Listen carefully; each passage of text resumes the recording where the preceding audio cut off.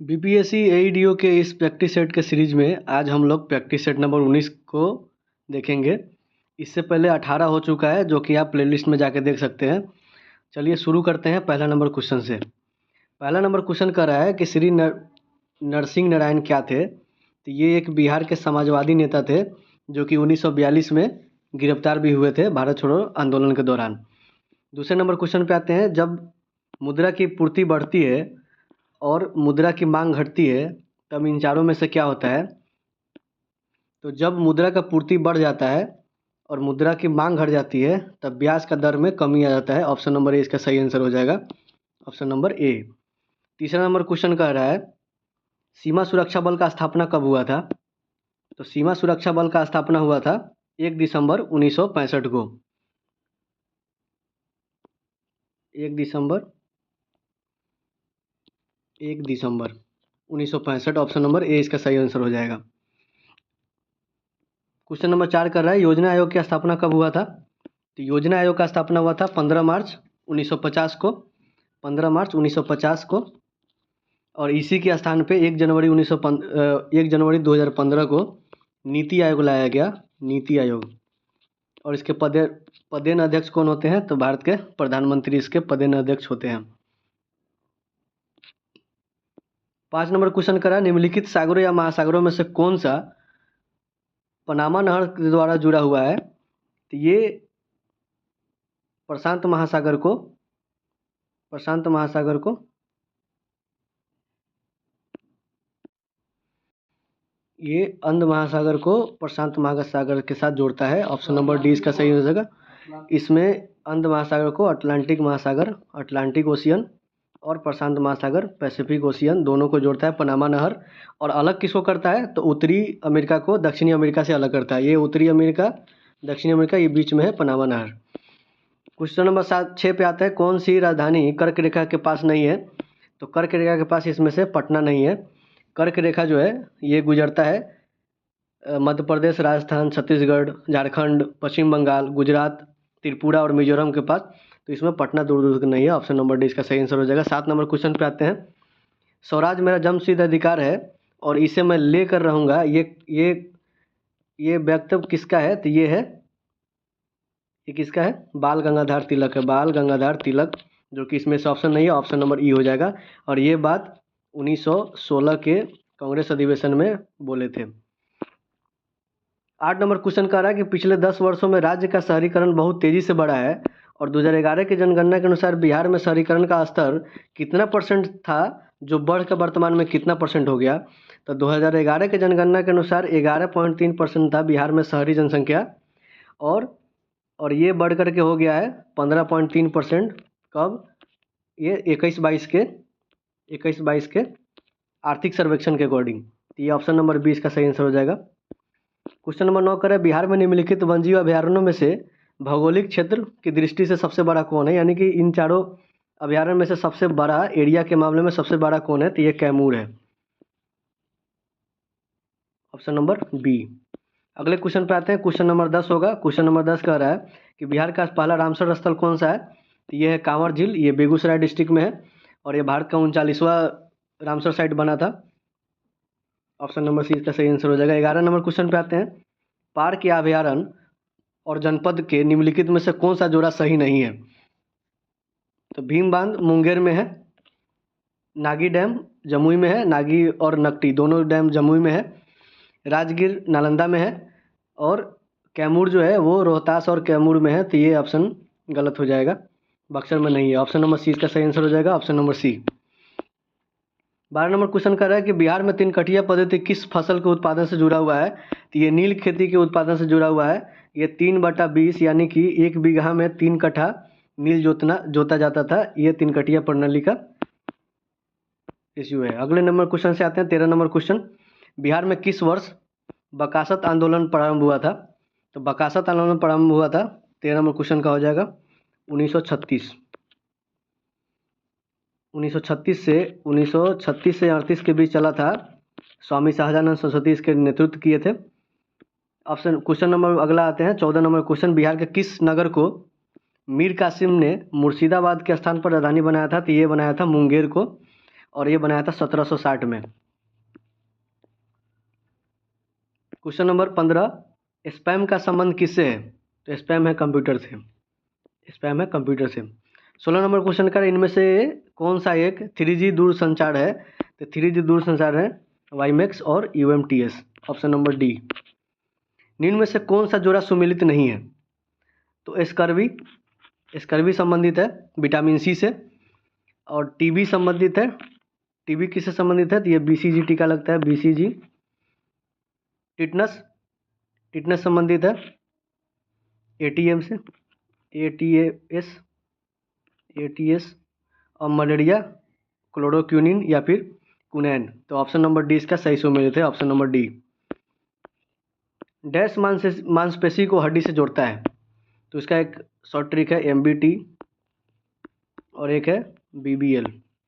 Bone से bone को जोड़ता है लिगामेंट, और मसल को बोन से जोड़ता है टेंडन। तो ये कंट्रा हो जाएगा ऑप्शन 18 नंबर का सी। 19 नंबर क्वेश्चन का, तंत्रिका तंत्र की संरचनात्मक और कार्यात्मक इकाई कौन सा है? यानी कि इसका आंसर हो जाएगा neuron, option number A, option number A neuron. अगले क्वेश्चन पे आते हैं, क्वेश्चन नंबर 20, डैश एकमात्र धमनी है जो विऑक्सीजनित रक्त को वहन करती है? विऑक्सीजनित मतलब जो ऑक्सीकृत नहीं हो। तो ऑप्शन हो जाएगा इसका फुफ्फुस धमनी, यानी कि अशुद्ध रक्त को कौन ले जाता है? तो फुफ्फुस धमनी ले जाता है, और फुफ्फुस सीधा शुद्ध रक्त को ले जाता है, और ऐसा एक मात्र एग्जाम्पल है। तो 21 नंबर क्वेश्चन पे आता है, कौन सा लक्षण किसी पादप के जलोद्भित बनने से है? तो ये यांत्रिक ऊतक का अभाव हो जाता है, और सुविकसित संवहन तंत्र की उपस्थिति या वायुतक की उपस्थिति। तो उपयुक्त में से एक से अधिक हो जाएगा, ऑप्शन नंबर 21। और ये कब होता है? तो ये तब होता है जब एरेनकाइमा का उपस्थिति में, और ये पानी में तैरने वाला प्लांट होता है कौन? जलोद्भित। ऑप्शन नंबर डी इसका सही आंसर हो जाएगा। 22 नंबर क्वेश्चन पे आते हैं, इनमें से कौन कीटभक्षी पौधे हैं? तो 22 नंबर क्वेश्चन का हो जाएगा, इनमें से कुछ कीटभक्षी के एग्जाम्पल देख लीजिए। ये घटपर्णी होता है, ड्रोसेरा होता है, विनस होता है, फ्लाई ट्रैम्प होता है। तो इसमें से ऑप्शन हो जाएगा सी ड्रोसेरा, ऑप्शन नंबर सी इसका सही आंसर हो जाएगा। 23 नंबर क्वेश्चन पे आते हैं, अदरक एक भूमिगत तना है और एवं जड़ नहीं है, क्योंकि ये इसमें गांठ एक पर्व होता है, ये भी सही है। ये खाद्य सामग्री का भंडारण करता है, और क्लोरोफिल का इसमें कमी होता है। ये तीनों ऑप्शन सही है, ऑप्शन डी इनमें से एक से अधिक। वायु एक क्या है? वायु एक मिश्रण है, मिक्सचर ऑफ गैसेस है, गैसों का मिश्रण है, ऑप्शन नंबर सी। निम्न में से ऑक्साइडों में से कौन सा जल में घुलनशील है? तो ये कैल्शियम ऑक्साइड जो है जल में घुलनशील होता है, ऑप्शन नंबर ए। टंगस्टन निम्नलिखित में से किसमें टंगस्टन का प्रयोग किया जाता है? तो ये विद्युत बल्ब में टंगस्टन का प्रयोग किया जाता है, ऑप्शन नंबर सी। 26 का हो जाएगा option number B, electric bulb, option number B. Tungsten का एक खूबी है, ये गलनांक उच्च होता है, गलनांक हाई होता है, मेल्टिंग पॉइंट, और इसका प्रतिरोधक क्षमता बहुत हाई होता है, इसलिए इसको बल्ब में यूज किया जाता है। अगले क्वेश्चन पे आते हैं, रासायनिक भाषा में मोर्चा यानी कि जंग क्या होता है? तो ये फेरिक ऑक्साइड होता है, ये होता है ferric oxide, option number C इसका सही आंसर हो जाएगा। अगले क्वेश्चन पे आते हैं, क्वेश्चन नंबर 28 होगा। क्वेश्चन नंबर 28 कर रहा है, उत्कृष्ट धातुओं के संबंध में निम्न में से विचार कीजिए। तो ये कह रहा है कि उत्कृष्ट धातुएं प्रकृति में शुद्ध रूप से पाई जाती है, तो ये सही बात है। यूरेनियम एवं सीसा उत्कृष्ट धातु के उदाहरण है, तो ये बात गलत है। सोना चांदी ये सब उत्कृष्ट धातु का उदाहरण होते हैं, तो केवल एक सही है, ऑप्शन नंबर ए। कार्बन मोनोऑक्साइड से प्रदूषित वायु में सांस लेना खतरनाक है, क्योंकि सांस लेना क्यों खतरनाक है? क्योंकि CO जो है हेमोग्लोबिन के साथ संयोजन करता है, कार्बन मोनोऑक्साइड हेमोग्लोबिन के साथ संयोजन करता है, इसलिए ये खतरनाक होता है। 30 नंबर क्वेश्चन है कि अक्रिस्टलीय कार्बन का शुद्धतम रूप कौन सा है? तो ये चीनी चारकोल, ये शुद्धतम रूप होता है कैंची का, तो अक्रिस्टलीय कार्बन का, और इसी को कृत्रिम हीरा बनाने के लिए, आर्टिफिशियल डायमंड बनाने के लिए उपयोग किया जाता है, किसका? चीनी चारकोल का। 31 नंबर क्वेश्चन करें, यदि धरती की घूमने की गति बढ़ा दी जाए तो भूमध्य रेखा पर पिंड का वजन क्या हो जाएगा? तो यहाँ पे हो जाएगा g का मान कम हो जाएगा, जब घूर्णन की गति को घटाते हैं तो जी का मान बढ़ता है, और घूर्णन गति को बढ़ा देंगे तो जी का मान घट जाएगा, यानी कि वजन भी कम हो जाएगा। वजन भी इसका कम हो जाएगा, घट जाएगा। Option number B. 32 number question, यदि जे जूल है, सी कूलम्ब है, ए एम्पियर है, तो विभवांतर का ऐसा यूनिट क्या हो जाएगा? तो पहला तो वोल्ट हो जाता है, जूल पर कूलम्ब भी हो जाता है, तो ऑप्शन नंबर 1 से अधिक हो जाएगा, डी। 33 नंबर क्वेश्चन, यदि चालक का प्रतिरोध समानुपाती होता है, किसी चालक का प्रतिरोध किसके समानुपाती होता है? तो समानुपाती होता है लंबाई के और एरिया का विकर्मानुपाती होता है। 34 नंबर क्वेश्चन कराया, इलेक्ट्रॉन का प्रवाह निम्नलिखित में से क्या कहलाता है? तो ये इलेक्ट्रॉन का प्रवाह, फ्लो ऑफ इलेक्ट्रॉन, विद्युत धारा होता है, ऑप्शन नंबर सी। ऊष्मा निष्कासित करने वाली प्रक्रिया को क्या कहते हैं? तो ऊष्माक्षेपी कहते हैं, और लेने वाली को कहते हैं तो ऊष्माशोषी कहते हैं, ऑप्शन नंबर सी इसका सही आंसर हो जाएगा। फ़ारेनहाइट पैमाने पर परम शून्य तापमान कितना होता है? ये होता है -459.4 फ़ारेनहाइट, एब्सोल्यूट जीरो तापमान। 37 नंबर क्वेश्चन कर रहा है, किस तापमान पर लोह चुंबकीय पदार्थ अनुचुंबकीय बन जाता है? तो उस क्रिटिकल तापमान को बोलते हैं हम लोग क्यूरी तापमान, जहाँ पे गर्म करने के बाद जो भी लोह चुंबक पदार्थ है वो अनुचुंबक में बदल जाता है, उसको बोलते हैं क्यूरी तापमान। निम्न में से कौन विशेषज्ञ समिति के नए शहरी सरकारी बैंकों को लाइसेंस देने हेतु उपयुक्त का अध्ययन करने के लिए थे? तो ये कौन थे? तो 38 का हो जाएगा YH मालेगम। तो YH मालेगम का काम था कि बैंक को लाइसेंस देने हेतु उपयुक्त का अध्ययन करना। इसका स्थापना कौन करवाया था? तो RBI करवाया था। 38 का हो जाएगा RBI। ये 2011 में अपना रिपोर्ट सौंपा था, 2011 में। अगले नंबर क्वेश्चन पे आते हैं, मेक इन इंडिया वैश्विक पहल का प्रवर्तन किया गया, ये कब किया गया? तो ये 25 सितंबर 2014, ऑप्शन नंबर सी। 25 सितंबर 2014, ऑप्शन नंबर सी। भारतमाला परियोजना का मुख्य केंद्र क्या है? मुख्य केंद्र है, तो भारतमाला परियोजना का मुख्य केंद्र है माल ढुलाई या यात्रियों की गति की क्षमता का अनुकूलन, ऑप्शन नंबर ए।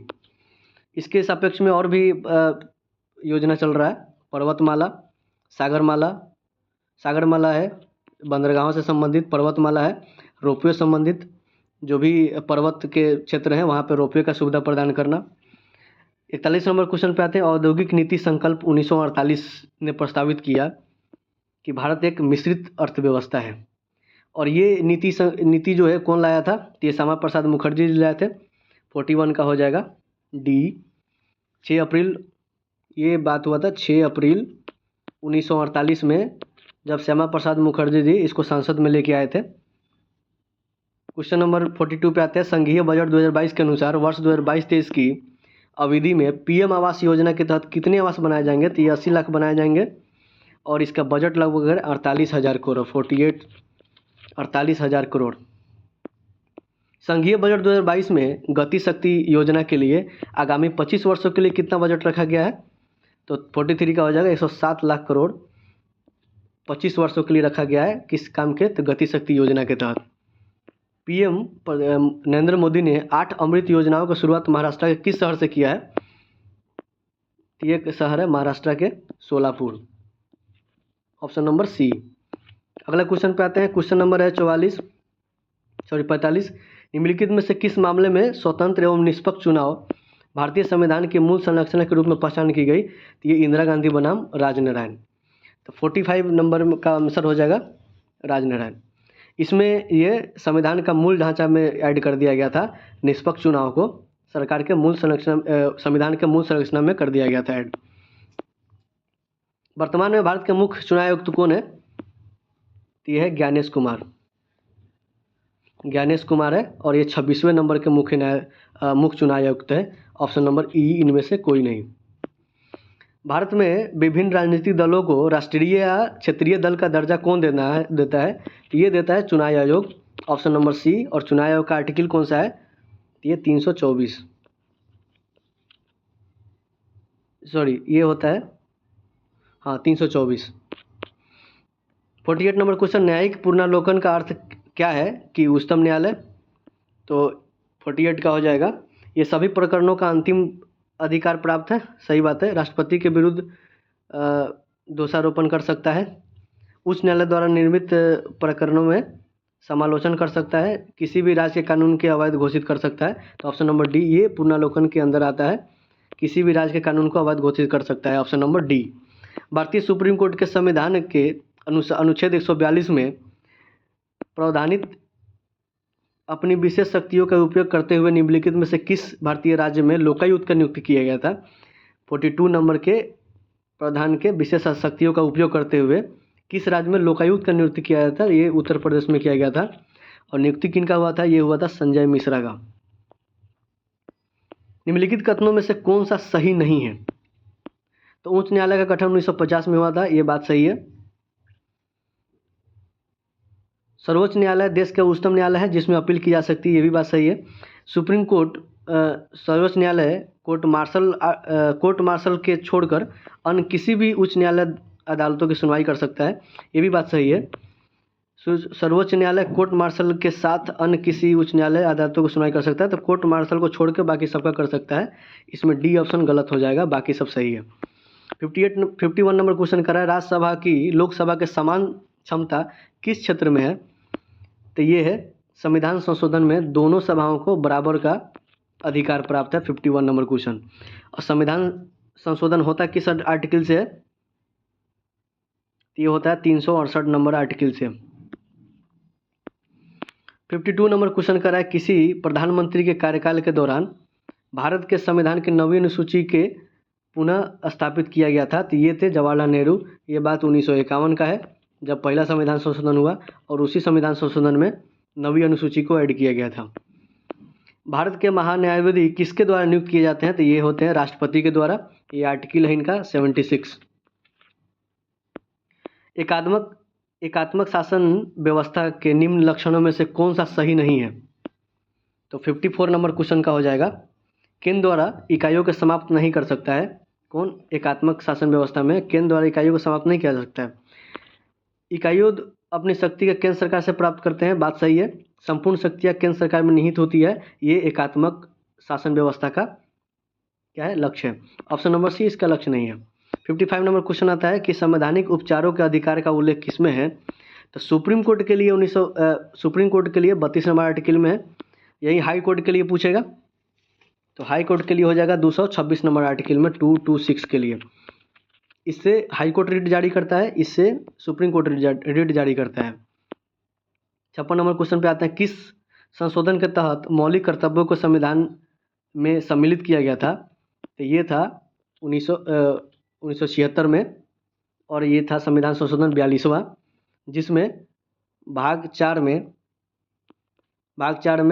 51 का ए जोड़ा गया था, और उस समय 10 मौलिक कर्तव्य यानी कि फंडामेंटल ड्यूटीज़ को जोड़ा गया था। और उसके बाद एक और जोड़ा गया 2002 में जोड़ा गया, जो कि 86वां संविधान संशोधन था, उसमें 11वां फंडामेंटल ड्यूटीज़ को जोड़ा गया। निम्नलिखित में से कौन सा शब्द संविधान की प्रस्तावना में नहीं है? तो इसमें कौन सा? संघीय इसमें नहीं है।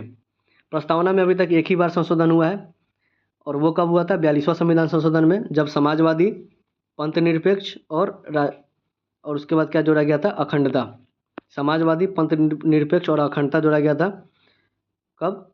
1976 में, 42वां संविधान संशोधन में।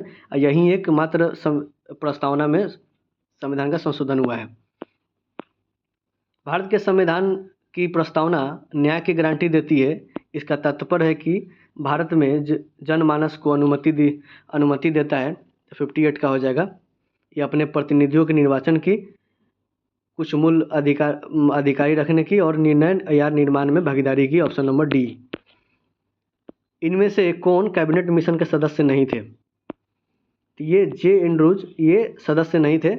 पैथिक लॉरेंस उस समय भारत सचिव थे, और ये थे एबी अलेक्जेंडर भी थे, और इसके साथ साथ एक क्रिप्स भी थे। ये तीनों आदमी, पैथिक लॉरेंस, एबी अलेक्जेंडर और क्रिप्स, ये तीनों कैबिनेट मिशन के सदस्य थे। पैथिक लॉरेंस उस समय भारत सचिव थे, और जो ये क्या क्रिप्स है, ये क्रिप्स थे बोर्ड ऑफ ट्रेड के अध्यक्ष उस समय पे, और अलेक्जेंडर थे नौसेना के मंत्री। जैव विविधता को कम करने के लिए कौन सा पेड़ उपयोगी है? तो ये है विलायती बबूल, ये विलायती बबूल अपने आसपास में किसी भी पादप को पनपने नहीं देता है, इसीलिए जैव विविधता का कम करने में उपयोगी है। 61 नंबर क्वेश्चन पे आते हैं। 61 नंबर क्वेश्चन कर रहा है कि पृथ्वी को बढ़ते हुए तापमान से बचाने के लिए अंतर्राष्ट्रीय सम्मेलन कहाँ आयोजित हुआ था? तो ये हुआ था ब्राज़ील के शहर रियो द जनेरियो में। और ये कब का बात है? तो 1992 का बात है, 1992 का बात है। रियो द जनेरियो में पृथ्वी सम्मेलन हुआ था। किस कारण से? तापमान से बचाने के लिए, बढ़ते हुए तापमान से बचाने के लिए। अधिकांश प्रवासी पक्षी शरद ऋतु में किस मार्ग का अनुसरण करते हैं? तो ये उत्तर से पश्चिम की ओर बढ़ते हैं, ऑप्शन नंबर बी। पानी में फ्लोराइड प्रदूषण मुख्यतः प्रभावित होता है किस चीज़ में? तो दांतों में। फ्लोराइड का जब प्रदूषण हो जाता है पानी में तो दांतों पर इफेक्ट करता है, option number B. Epoxy resin का उपयोग निम्न में से किस रूप में किया जाता है? तो ये चिपकने में किया जाता है, एपॉक्सी रेजिन का प्रयोग। निम्नलिखित में से किसके कारण न्यूनतम पर्यावरण प्रदूषण होता है? तो हाइड्रोजन के कारण सबसे न्यूनतम होता है। 65 का हो जाएगा सी। इसमें कोई गंध नहीं होता है, कोई स्वाद नहीं होता है, कोई रंग नहीं होता है, इसका द्रव्यमान भी बहुत कम होता है, 1 होता है। एटॉमिक नंबर और एटॉमिक मास दोनों 1 होता है। ग्रैंड कैनियन क्या है? तो ग्रैंड कैनियन एक खड्डा है, एक गोर्ज है, और ये किसके कारण हुआ है? तो कोलोराडो नदी के द्वारा हुआ है। 66 नंबर का हो जाएगा ए, और ये उत्तरी अमेरिका में स्थित है। ग्रह जिसका कोई उपग्रह नहीं है, तो ऐसे 2 ग्रह हैं, एक है बुध और एक है शुक्र। 67 का हो जाएगा बी, बुध और शुक्र के पास कोई भी ग्रह नहीं है। सौरमंडल का सर्वाधिक गर्म ग्रह कौन सा है? तो ये शुक्र है। शुक्र को भोर का तारा, शाम का तारा, पृथ्वी का जुड़वा सब बोला जाता है। ऑप्शन नंबर 20 का सही आंसर हो जाएगा। और इसका टेम्परेचर कितना है? लगभग 475 डिग्री सेल्सियस। पृथ्वी को सूर्य की परिक्रमा करने में कितना लगभग समय लगता है? तो ये लगता है 365 यानी कि 365.25 डेज लगता है, ऑप्शन नंबर बी। पृथ्वी और सूर्य के दूरी का कितना है? तो ये दूरी है 14.96, या फिर इसको 15 भी बोल सकते हैं, 15 करोड़ किलोमीटर, और इसी को खगोलीय इकाई भी बोलते हैं। 17 नंबर क्वेश्चन कर रहा है कि थार मरुस्थल की सिंचाई करने के लिए इंदिरा गांधी नहर का उद्गम स्थान कहाँ है? तो ये हरिकी बैराज है। और हरिकी बैराज कहाँ है? तो हरिकी बैराज है सतलज और ब्यास नदी के जहाँ मिलता है वहाँ से हरिकी बैराज शुरू होता है, वहाँ पे हरिकी बैराज है, और वहीं से इंदिरा गांधी नहर का शुरुआत होता है, और ये भारत का सबसे लंबा नहर भी है। सरगैसो सागर एक हिस्सा है, तो सरगैसो सागर किसका हिस्सा है? तो ये उत्तरी अटलांटिक महासागर का हिस्सा है। 71 का हो जाएगा सी।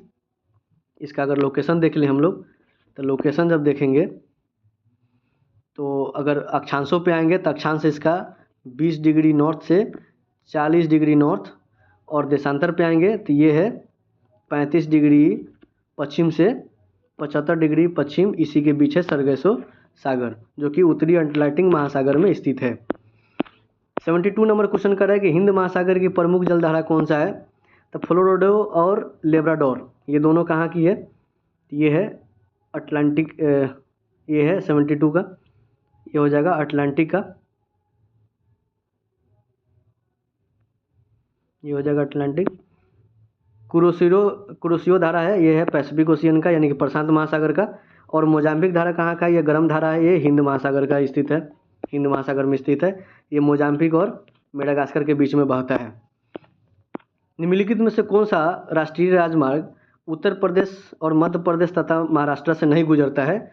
तो NH2 जो है, NH2 ये डिब्रूगढ़ से ये मिजोरम जाता है, ये भी नहीं है।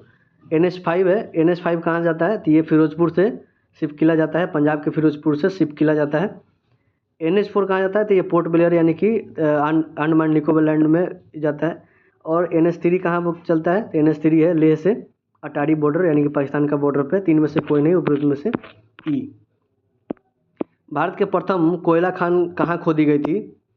तो 74 का हो जाएगा, ये रानीगंज में खोजा गया था, रानीगंज में। और जो ईस्ट इंडिया कंपनी था ये खोजा था कब? 1774 ईस्वी में, झारखंड में पड़ता है रानीगंज, और यहाँ पे खोदा गया था।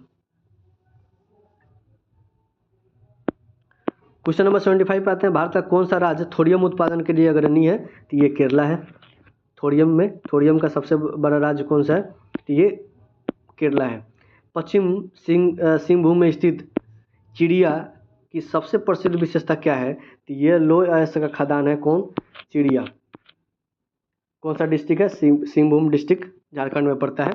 चंबल नदी के अपवाह तंत्र का प्रकार है, ये कौन सा है, तो अध्यारोपित प्रवाह पे बहता है और इसी का एग्जाम्पल है सोन नदी भी। सोन नदी इसी का एग्जाम्पल है, अध्यारोपित प्रवाह का। चंबल नदी भी इसी का है। कृष्णा गोदावरी विवाद किन दो राज्यों के बीच में है, तो ये है कर्नाटका और आंध्र प्रदेश के बीच में ये विवाद है, कृष्णा और गोदावरी नदी विवाद। निम्नलिखित में से कौन सी नदी दक्षिण गंगा के नाम से जानी जाती है, तो दक्षिण गंगा नाम से जानी जाती है गोदावरी, और दक्षिण की गंगा बोलता है तो कावेरी। इनमें से कौन 1917 के चंपारण किसान आंदोलन से प्रत्यक्ष रूप से संबंधित नहीं है, तो प्रत्यक्ष रूप से संबंधित इसमें से कौन नहीं है, तो 80 नंबर क्वेश्चन का जब हम देखेंगे तो देखेंगे कि उस समय जो महात्मा गांधी के साथ थे उसमें जेबी कृपलानी थे, महादेव देसाई थे, नरहरि पारिक थे, मरजुल हक थे, राजेंद्र प्रसाद थे। इनमें से गौरीशंकर मिश्रा नहीं थे, ऑप्शन नंबर डी। तो गौरीशंकर मिश्रा क्या थे, तो ये यूपी के किसान सभा के नेता थे, ये चंपारण सत्याग्रह से संबंधित नहीं थे। किसे चंपारण सत्याग्रह का एक बहुत महत्वपूर्ण पहलू सही मायने में कहा जा सकता है, तो ये कहा जा सकता है कि राष्ट्रीय आंदोलन में किसान आंदोलन का सम्मिलित होना। इसके बाद ही किसान आंदोलन जो है राष्ट्रीय आंदोलन में सम्मिलित हो गया। और रिजल्ट क्या निकला, चंपारण सत्याग्रह का रिजल्ट क्या निकला, तो ये जो 3 कटिया प्रणाली है इसको बंद भी कर दिया गया और मुआवजा में 25% जो राशि है, 25% राशि वो लौटाया गया किसानों को। इसीलिए सफलपूर्वक ये आंदोलन था। युवा बंगाल आंदोलन की स्थापना का श्रेय किसे जाता है, तो 82 नंबर क्वेश्चन का हो जाएगा, ये हेनरी डिरेजियो को जाता है। हेनरी डिरेजियो ये युवा बंगाल आंदोलन का संस्थापक है और ये माना जाता है कि ये पहले राष्ट्रवादी कवि थे। इन्होंने लिखा था जंजीरा का फकीर। जंजीरा का फकीर का लेखक कौन है, तो हेनरी डिरेजियो है। और युवा बंगाल आंदोलन का संस्थापक कौन है, तो हेनरी डिरेजियो है। ऑल इंडिया हरिजन संघ की स्थापना 1932 में किसके द्वारा किया गया था, तो ये महात्मा गांधी किए थे। ऑल इंडिया हरिजन संघ का स्थापना महात्मा गांधी 1932। 1893 में किसने ब्राह्मण विधवा से शादी किया था, तो ये कौन हो जाएंगे, ये हो जाएगा डी.के. कर्वे। डी.के. कर्वे ने 1993 में एक ब्राह्मण विधवा से शादी किया था और उसके बाद विधवा विवाह संगठन भी बनाए थे। विधवा विवाह संगठन कौन, डी.के. कर्वे। अगले नंबर क्वेश्चन पे आते हैं, गुरुकुल कांगरी विश्वविद्यालय किसने प्रारंभ किया था, तो 85 का हो जाएगा। गुरुकुल कांगरी विश्वविद्यालय का स्थापना हुआ था स्वामी श्रद्धानंद सरस्वती, जो कि दयानंद सरस्वती जी के चेला थे। स्वामी श्रद्धानंद सरस्वती, ये स्वामी दयानंद सरस्वती के चेला थे और 1901 में हरिद्वार में ये गुरुकुल कांगरी विश्वविद्यालय का स्थापना किए थे। कौन, ऑप्शन नंबर इसमें हो जाएगा ई, ऑप्शन नंबर हो जाएगा डी, कोई नहीं, स्वामी श्रद्धानंद सरस्वती। 86 नंबर क्वेश्चन पे आते हैं। 86 नंबर क्वेश्चन कर रहा है कि भारत में प्रथम महिला विश्वविद्यालय की स्थापना किसने की, तो ये भी कर्वे साहब ने किया था। ये कब किया था, 1916 में। 1916 में, और इसका नाम था श्रीमती नाथीबाई दामोदर विश्वविद्यालय। श्रीमती नाथीदास दामोदर विश्वविद्यालय कर्वे साहब के द्वारा किया गया था 1916 में।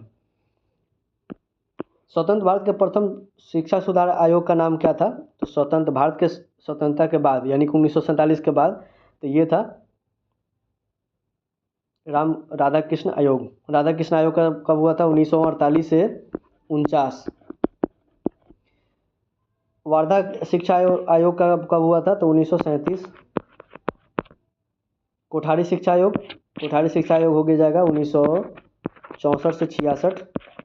और विश्वविद्यालय अनुदान आयोग ये हो जाएगा 1953। तो आज़ादी के बाद पहला कौन सा हो जाएगा, राधाकृष्ण आयोग, जो कि 1948 से 49 के बीच में किया गया था शिक्षा सुधार के लिए। भारत में कपास की पैदावार के लिए कृषि विभाग की स्थापना की मांग किसने किया था, ये किया था मैनचेस्टर कॉटन सप्लाई एसोसिएशन। और मैनचेस्टर कॉटन सप्लाई एसोसिएशन का स्थापना कब हुआ था, तो ये हुआ था 1857 में। और वहीं पूछ देगा मैनचेस्टर कॉटन कंपनी का स्थापना कब हुआ था, तो 1859 में, 2 साल बाद। और इसी ने सिफारिश किया था कि कपास के पैदावार के लिए कृषि विभाग का स्थापना करने का मांग कौन किया था? Manchester company cotton supply association. Bharat में अंग्रेजी शासनकाल का सबसे भयंकर अकाल किस दौरान पड़ा था? ये पड़ा था 1876 से 78 के बीच। और इसी अकाल के बाद एक एक एक कमेटी बनाया गया जिसके अध्यक्ष थे रिचर्ड स्ट्रेची। और इन्होंने अपना रिपोर्ट दिया था 1883 में। इसका स्थापना हुआ था 1878 में। और इन्होंने बताया था 1883 में कि सबसे ज़्यादा तो प्रभावित क्षेत्र था वो मद्रास, बम्बे, हैदराबाद था और कुछ मध्य भारत भी था। और इसमें लगभग 50 लाख लोग मारे गए थे। 50 लाख लोग मारे गए थे। और उसमें वायसराय कौन था? तो लॉर्ड लिटन था। लिटन। ये चला था 1876 से 1878 के बीच में। भारत के लिए अकाल संहिता की सिफारिश किस आयोग द्वारा दिया गया था? तभी हमने बताया रिटैची आयोग, जिसके अध्यक्ष थे रिचर्ड स्टैची। स्थापना कब हुआ था इसका? इसका स्थापना हो गया था 1878 में और रिपोर्ट दिया 1883 में।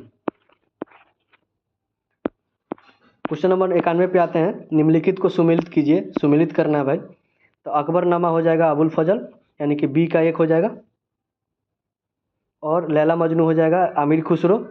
बादशाहनामा हो जाएगा तहकीके हिंद हो जाएगा कौन सा? अलबरूनी। और बादशाहनामा होगा अलबुल हमीद। 91 नंबर का हो जाएगा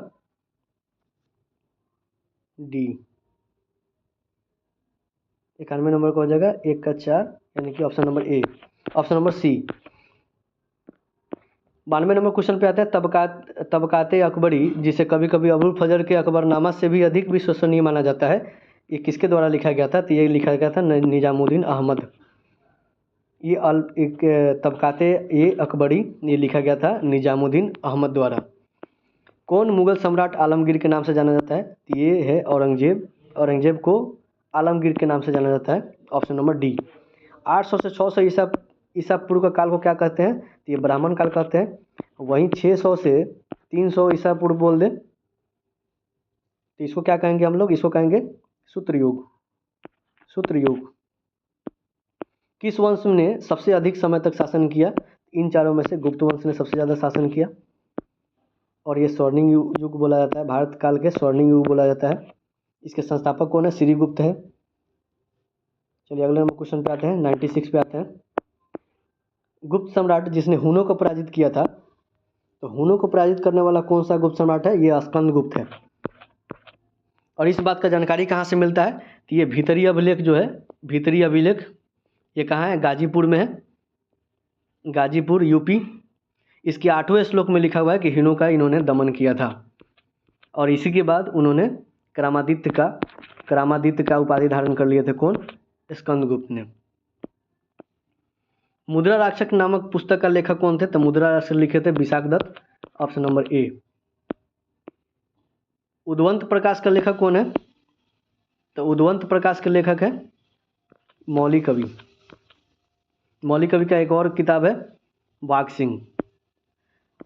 हुन राजा तोरमान किस औलिकार राजा द्वारा पराजित किए गए थे? तो हुन राजा जो तोरमान था, ये औलिकार राजा कौन सा औलिकार राजा था जिससे पराजित हो गए थे? तो ये थे प्रकाश धर्मन। और ये पता चलता है रिस्तल शिलालेख से पता चलता है। चलिए अगले क्वेश्चन पे आते हैं। आज का अंतिम प्रश्न। निम्नलिखित अभिलेखों में से किसमें विधवा दहन का उदाहरण उल्लेखित है? तो 100 नंबर क्वेश्चन का हो जाएगा एरन अभिलेख। ये भानुगुप्त का एरन अभिलेख है। एरन अभिलेख से पता चलता है कि उसमें विधवा दहन का उल्लेखित है एरन अभिलेख में। ये आज का अंतिम प्रश्न। Thank you for watching. धन्यवाद।